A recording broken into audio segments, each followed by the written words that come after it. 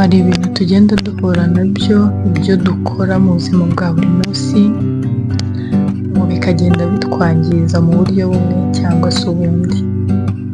Uyu munsi naje kugira ngo nkubwire ibintu ngo bigenda bikwangiza, ibintu ukora mu gitondo bikagenda bikwangiza ariko wowe utabizi. Bya bintu ubona ko biri aho ntacyo bitwaye, hari ibintu ngo byangiza ariko bikangiza mu gihe kinini, bitavuze ngo ni bya bintu ukora ugahita ubona ko bikwangirije ako kanya cyangwa se bikakuzanira ingaruka z'ako kanya.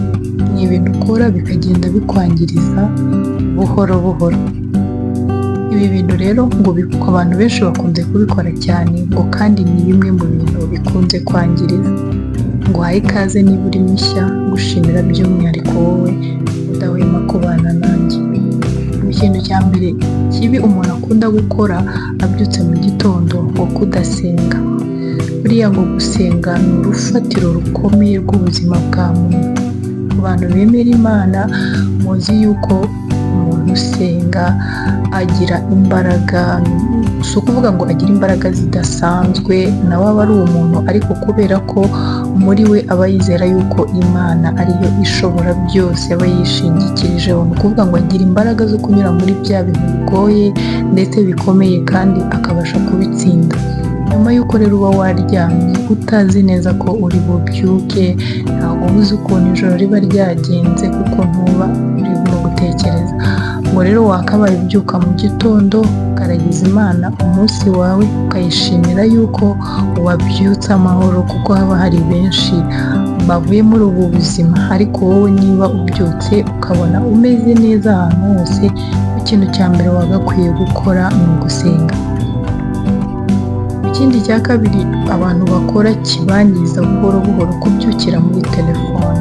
Ugasanga mu gitondo urakangutse, mbere yo gukora ikindi kintu uhise ucana telefone, ugiye ku masosho media atandukanye, urasikorinze, urebye ibiganiro byinshi bitandukanye. Ngo ni ukuvuga ngo icyo gihe ntabwo uha ubwonko bwawe gutekereza, ni ukuvuga ngo wowe ubugenera ibyo bugomba gutekereza, mu gihe bwakabaye ari bwo bukuyobora bukakwereka icyo ugomba gukora, nawe ukagishyiramo imbaraga. Ariko buri munsi urabuvanga.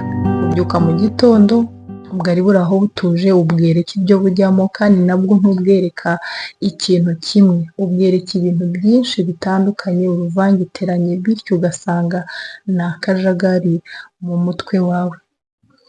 Icya gatatu ngo kubyuka ntugire ikintu ufata mu gitondo. Ngo amafunguro ya mu gitondo buriya ngo ni kimwe mu bintu byubaka umubiri w'umuntu. Ni ukuvuga ngo iyo wafashe amafunguro ya mu gitondo ugira imbaraga, rimwe na rimwe ugasanga ugeze ku gicamunsi wumva ugifite imbaraga kubera ko wafashe amafunguro ya mu gitondo.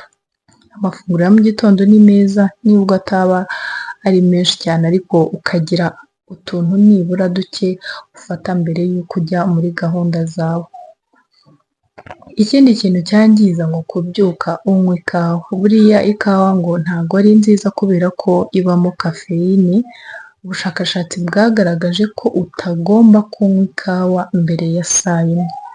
Ni ukuvuga ngo ugomba kugira ibindi bintu ufata mbere y'uko ubyuka ngo unywe ikawa, kuko twasanze ikawa nayo akenshi iri mu bintu byangiza ubuzima.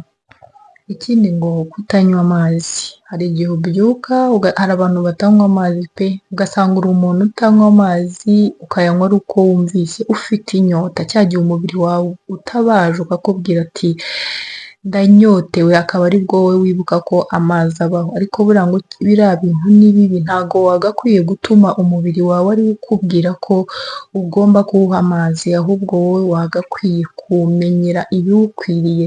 Kubyuka mu gitondo ugafata ivere y'amazi cyangwa se ikirahure, ngo bigufasha muri digestion, mu igogora. Cya gihe uba waryamye igifu kigakora, ni ukuvuga ngo iyo unyweye ikirahure cy'amazi mu gitondo, hari n'abavangamo indimu, bigufasha nyine mu igogora, cya gihe cya digestion nyine ngo bikakorohera.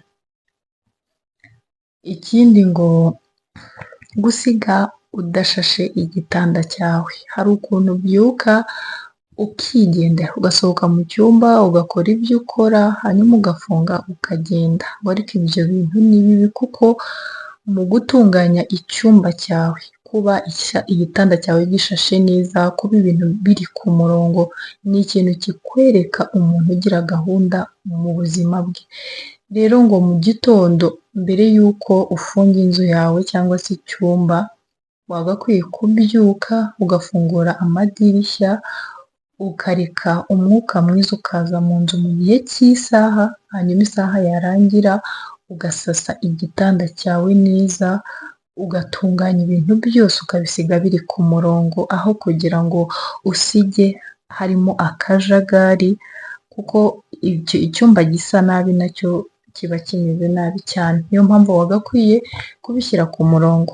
Ibyo bintu rero ngo usanga bigenda byangiza buhoro buhoro, mu gihe wowe ubifata nk'aho ari ibintu bisanzwe, ukumva ko nta gitangaje kirimo, ariko ngo birangiza. Niba wabikoraga wisubireho. Wakoze cyane kubana nanjye, nawe niba wakunze ikiganiro ugenda udakoze subscribe kandi ku nzogera ukore share kugira ngo tujye tubana umunsi ku wundi. Bye bye, ndabakunda.